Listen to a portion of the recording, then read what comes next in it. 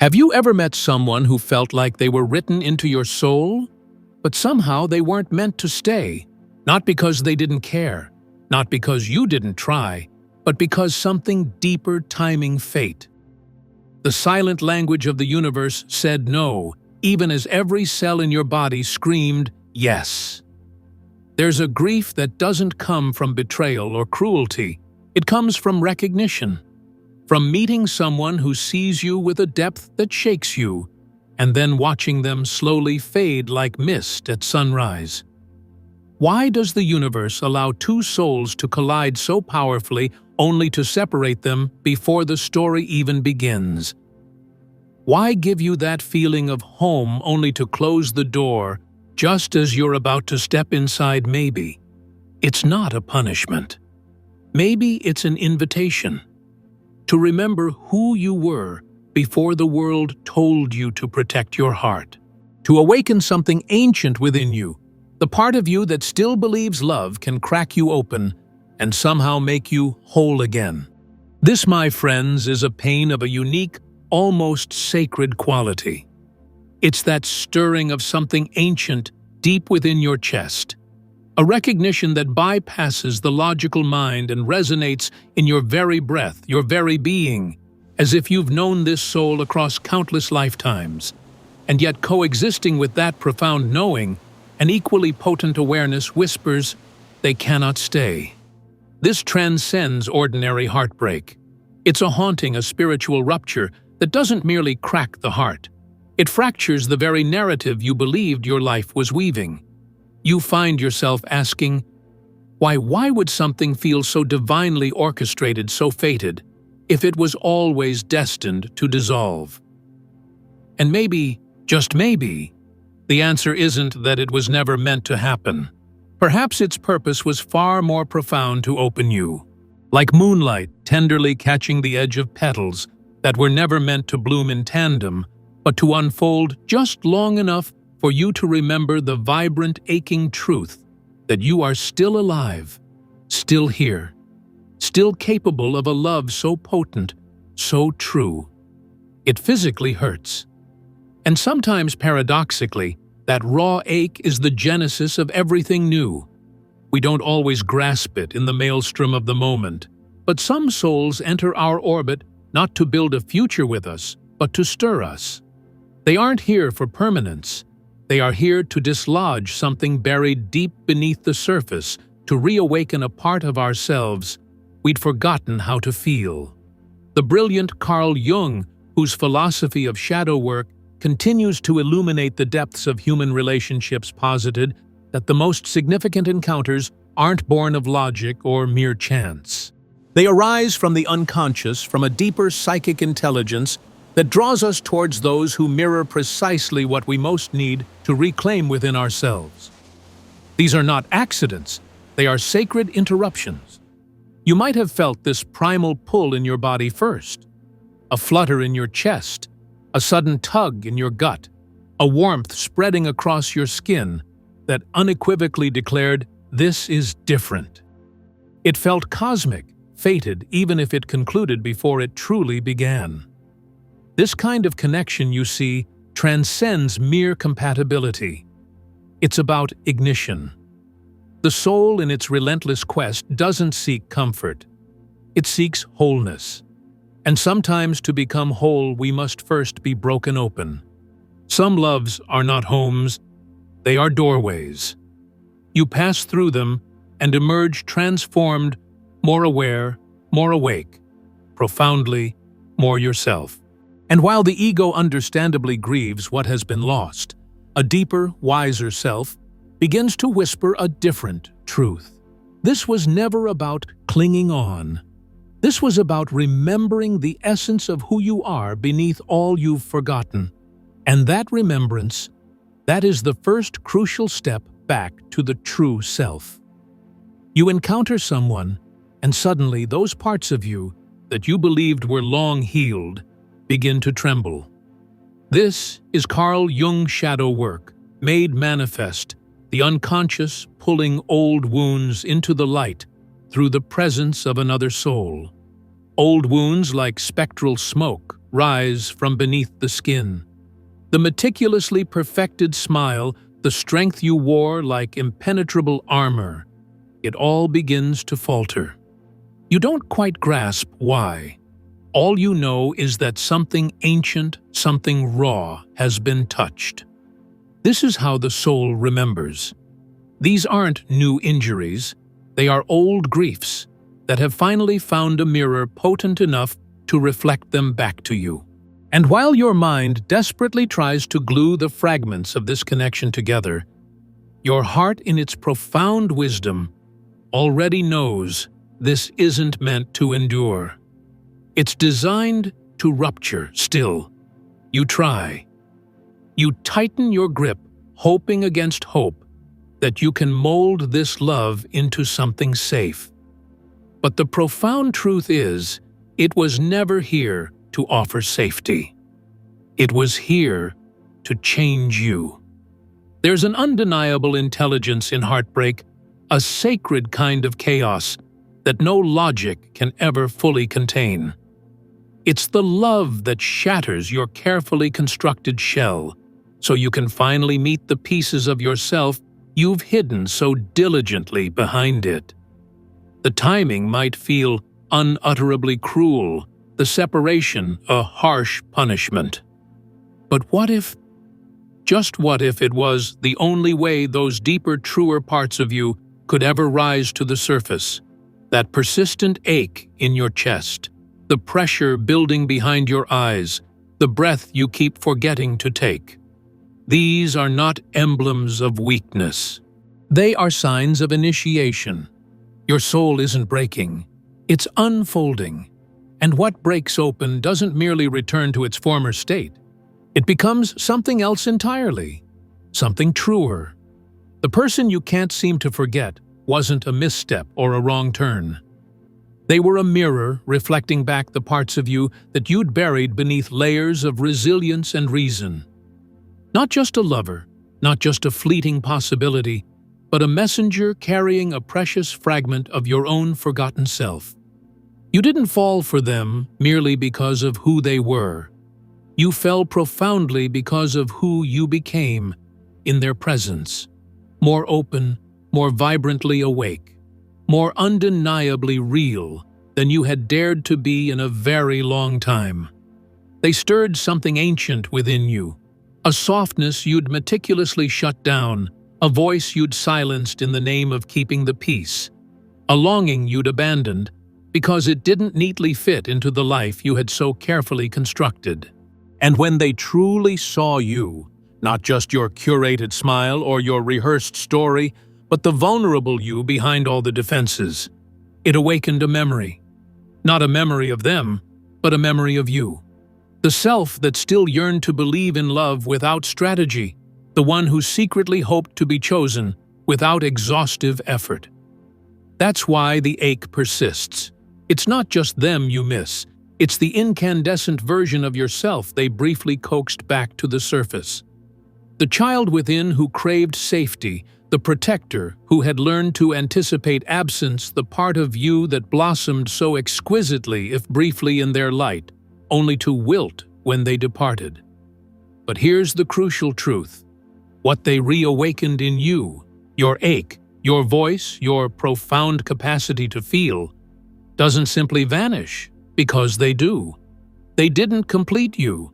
They reminded you that nothing was ever truly missing, only hidden. And now, the real work begins to tenderly tend to the parts of yourself they uncovered to hold sacred, what they mirrored to become the self you glimpsed in their reflection. Not because they stayed, but because you finally, unequivocally, saw her clearly. It's all too easy to fixate on what was lost, the moments that will never reoccur, the connection that felt so undeniably real only to dissolve into a painful absence. But eventually, if you sit with the ache long enough, a more profound question begins to surface, shifting from "why did they leave" to "what did they awaken in me?" Maybe they reawakened your capacity to feel after years steeped in emotional numbness. Perhaps their very presence, pulled you, however momentarily, out of your entrenched survival self. The one who was constantly performing, perpetually managing, always holding it all together. Maybe just by being near them, your nervous system remembered the profound relief of being seen without exhaustive effort. Or perhaps they triggered something you hadn't realized was still excruciatingly tender. The fear of being too much, the insidious dread of not being enough, the memory of abandonment so ancient it lived in your body like a primal reflex. What surged to life when they entered your orbit wasn't just love. It was everything you'd been carrying beneath the surface.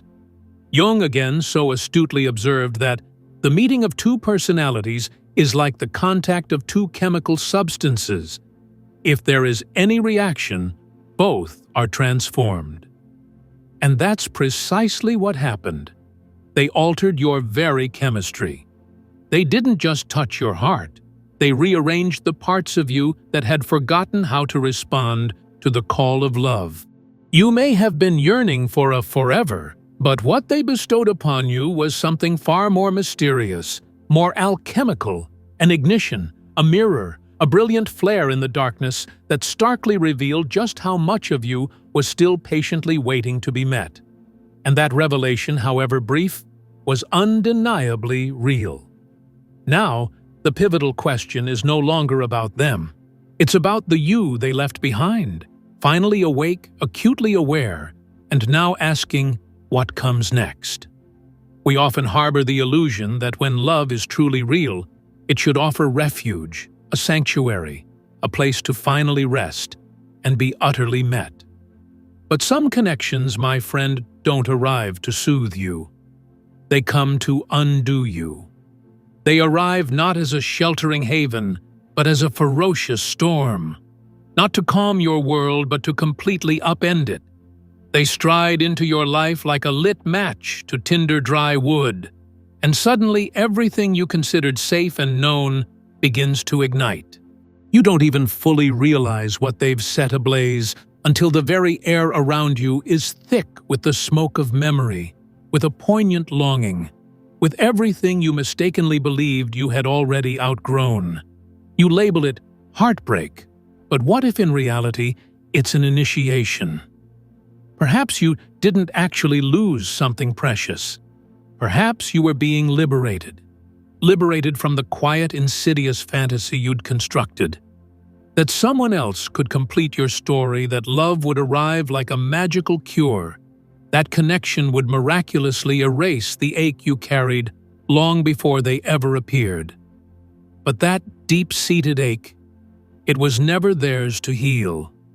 It was and always has been yours to courageously face. And perhaps that's the most agonizing part. Not the loss of them, but the devastating loss of the imagined future your heart had already begun to inhabit. The mornings you'll never share, the tenderness that won't unfold, the quiet, unassuming joy that never got the chance to ripen into cherished memory. It feels like a death, and in many profound ways it is. The death of what could have been. The death of the version of you who still clung to the belief that this love would be the one that finally stayed. But every profound initiation carries a cost. And in the sacred language of the soul, what often feels like irreparable breaking is in truth the very beginning of becoming. Grief, make no mistake, resides in the body. It's in the breath you keep forgetting to take, the unshakable heaviness in your limbs, the palpable absence that lingers like the faint perfume on clothing no longer worn. You might tell yourself you're fine, that it's high time to move on, but your bones remember, your skin remembers. The nervous system never lies. And yet this grief in its raw intensity is sacred. Not because it feels good, far from it, but because it signifies that you opened. You let someone in. You loved without a shred of guarantee. You allowed your carefully constructed walls to tremble. That in itself is a form of holiness. They were not your forever. They were your reckoning, your profound reflection. A soul crossing your path, not to hand you easy answers, but to pull you, kicking and screaming if necessary, into the questions you were too terrified to ask yourself. Who am I when I'm no longer performing for love? What do I truly deeply desire, beyond the fleeting safety of being chosen? What am I here to become now that this particular story is drawing to a close? You were never meant to remain the person you were before they arrived. That version of you, composed, guarded, seemingly untouched, was ripe for dismantling. And sometimes the universe, in its infinite and often inscrutable wisdom, sends a tempest disguised as a person just to wash you clean of who you are no longer meant to be. It's undeniably tempting to cling to the idea that maybe, just maybe, one day they'll return, that the timing will miraculously realign, that the universe will somehow make things right. But the soul rarely, if ever, moves in simple circles. It moves in spirals, never truly returning to the same point, only ever deepening. Clinging to the hope of reunion keeps you tethered to the past, rooted in a future that may never materialize. And worse, it distracts you from the vital pressing task at hand to integrate what this profound connection awakened within you. The goal isn't to rewind the story, but to absorb its lessons to become the person it was always nudging you to reveal. Because a love like that, it wasn't meant to be preserved in amber. It was meant to be metabolized. Integration, you see, is distinct from mere healing. Healing often seeks closure.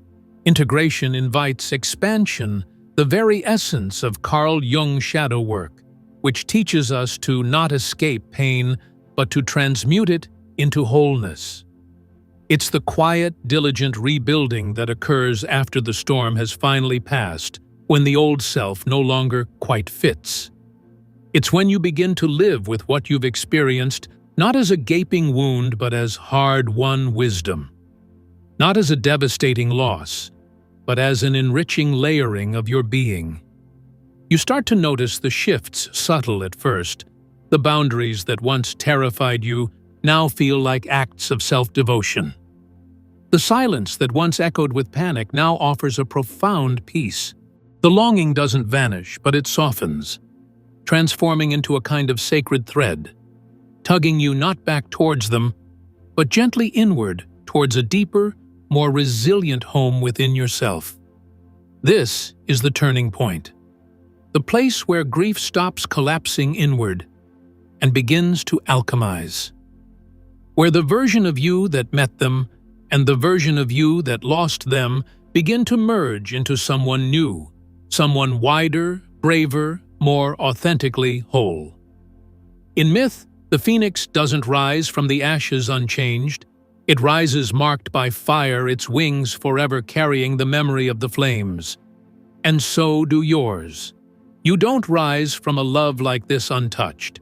You rise through it, fundamentally rewritten, just as Carl Jung's shadow work teaches transformation doesn't come through avoidance, but through descent, rupture, and reintegration. That is the very nature of sacred love. It doesn't complete you. It initiates you. You may never forget them, nor are you meant to. Forgetting was never the objective.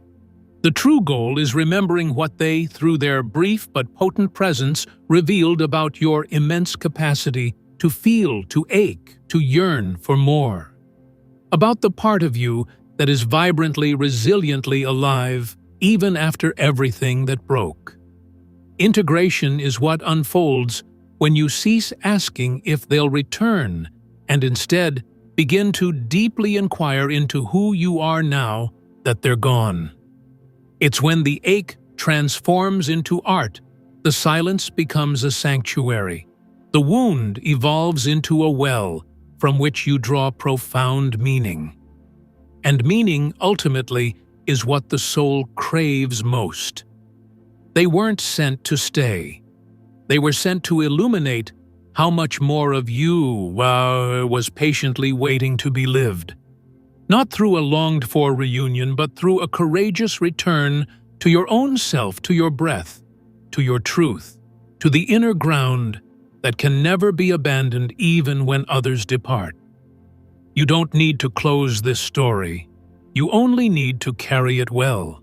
There's a particular kind of grief that doesn't scream or wail or shatter things. It just lingers, quiet, persistent, soft, around the edges. It resides in the space where their presence used to be. Yes, but more profoundly, it lives in the memory of the version of yourself that only truly came alive when they were near. You're not just mourning them, you're mourning who you became beside them. The way your voice instinctively softened, the way your heart unfurled in places that had been locked down for years, the sheer unadulterated aliveness that pulsed through your chest simply because they looked at you as if they saw something truly holy. When they departed, it wasn't merely a person who vanished. It was the very mirror that made you breathtakingly visible to yourself. That's why it still hurts. Not because you haven't moved on, but because something profoundly real, something precious lived in that ephemeral version of you. And now, you're left tenderly gathering her fragments, the one who smiled without guarding the one, who hoped without bracing the one, who even for a fleeting moment dared to believe she could be met fully and not abandoned. Grief is the undeniable evidence that you lived something sacred, that you allowed yourself to be irrevocably changed, that you courageously said yes to something without knowing its end. Brené Brown so wisely wrote, "You can't selectively numb emotions. When we numb the dark, we numb the light." And this is precisely the same. When you try to rush past the grief, you inadvertently abandon the gratitude that can coexist with it. So allow yourself to linger in the ache, not to become mired in it, but to genuinely honor it. Jung taught that true meaning is often discovered in the tension between opposites. That's precisely what this is, a sacred contradiction. You are simultaneously mourning and becoming, longing and awakening, wounded and widening. They were a bridge, not a final destination. A brilliant flame, not a comforting hearth. A question mark indelibly carved into your timeline, not a definitive period. You didn't fail because they didn't stay. You didn't misread the signs. You loved. And that act alone, in its courageous vulnerability, rewrote you. They were the catalyst. You are the continuation. And what you carry forward now is not a wound to be hidden, but a story that breathes, that lives, that informs. That lingering tenderness that still stirs when their name drifts through your mind. That's not weakness, it's devotion.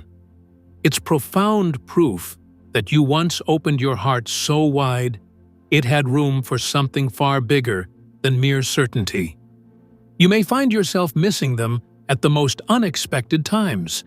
In the middle of folding laundry, in the quiet hush of dusk, when a particular song spills from the speakers and your chest instinctively tightens before your mind even registers why. Let that moment come. Let it be precisely what it is. You don't have to chase it away or assign it some grand meaning. Sometimes grief is simply love that has nowhere left to go. But that doesn't mean it simply vanishes. It transforms like breath, becoming prayer, like ache, becoming art. You may never love in quite the same way again. Not because you're broken, but because you've grown. Because the part of you that once needed their external light to feel radiant has now learned through this very process how to glow from within. This is what it truly means to carry it forward, not to cling desperately to what was, but to embody what it irrevocably gave you. They were a sacred disruption. You are the sacred continuation. You don't need to be finished grieving to be deeply grateful. You only need to recognize that this pain is not proof of weakness. It's a measure of your profound depth. And if it still aches, it's because you were brave enough to love in a way that touched something eternal. And that love, even in its seeming absence, has already done its sacred work. You may still find yourself wondering why someone who felt so profoundly, so undeniably right, never stayed. Why the very moment you allowed yourself to be truly seen, they began to fade from your life like mist after sunrise. But understand this, not all soul encounters are destined to root and grow. Some are meant to strike like lightning, illuminating everything in a blinding, breathtaking instant, then vanishing, leaving you blinking into a truth you can never again unsee. They didn't come to complete you, they came to interrupt you, to dismantle the pervasive illusion that love must always last, to be considered real, to remind you unequivocally that permanence was never the ultimate point. Awakening was. Carl Jung once penned that loneliness does not come from having no people around, but from being unable to communicate the things that are most important. And sometimes, the only soul who could truly understand those deeply hidden, most important things within you is precisely the one who was never meant to stay. They were sent to crack the suffocating silence, to expose the raw longing beneath the polished performance, to show you the profound depth of what still lived and breathed behind your carefully maintained composure. Yes, it hurts. Yes, it still feels achingly unfinished. But the soul, in its timeless wisdom, doesn't measure love in units of time or by its apparent outcome. It measures love in transformation. What fundamentally changed because of them? What part of you surged to life in their presence and now fiercely refuses to go dormant again? Maybe it was your authentic voice. Maybe it was your untamed hunger for life. Maybe it was that persistent small part of you that had always whispered more truth, more intimacy, more meaning. And suddenly through them, that whisper became an undeniable roar. They were not your mistake. They were your most revealing mirror. And what you saw reflected in them, the tenderness, the ache, the incandescent fire, you saw because it already existed, perhaps latently within you. This wasn't just a connection. It was a profound rite of passage. You stepped through something ancient, something mythic. You were initiated not by conscious choice, but by divine encounter.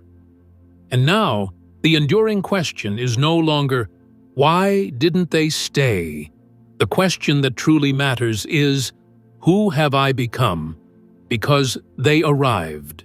You are not broken. You are irrevocably changed. You are not abandoned. You are powerfully unfolding.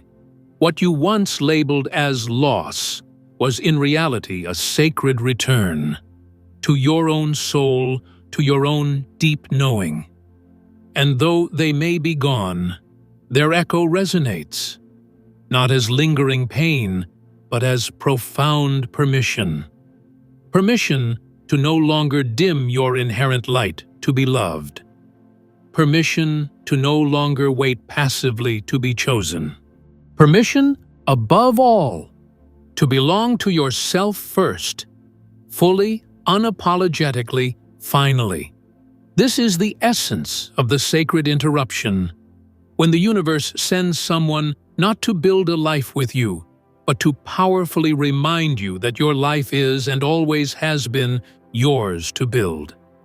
That your inherent softness is not a weakness. That your deepest longing is holy.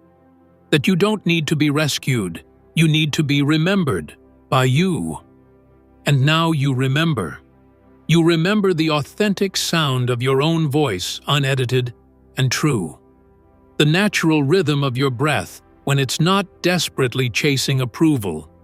The undeniable gravity of your own truth when you stop performing and simply courageously sit inside your own skin. This isn't about closure. This is about consecration. You don't need to erase them from your story to move forward. You only need to write yourself back in as the undisputed main character, as the one who walked through fire and still astoundingly chose softness, as the one who was brave enough to love without guarantees and wise enough to keep becoming even when that love no longer stayed. You are not defined by their absence, you are profoundly revealed by your resilience. This pain, it wasn't a punishment, it was a passage. This connection, it wasn't a detour, it was a doorway. And on the other side of it, there is simply no going back. Because the you who now breathes with this resonant ache in your chest, the one who knows deep in her bones how to stay soft, even amidst the ruins, is not the same you who once waited anxiously to be chosen. She is wiser, wilder, infinitely more whole. So let this experience be your sacred altar. Let their memory be tenderly folded into your ongoing becoming. Let the longing transmute into illuminating light. Let the grief refine itself into unshakable grace. Because they were never meant to be your ending. They were meant to be your profound awakening. And you, my dear friend, you were always, always meant to rise. If this resonates with you, if these words have found a home in your heart, I warmly invite you to click that subscribe button and join our community. Your presence and support mean the world. Thank you.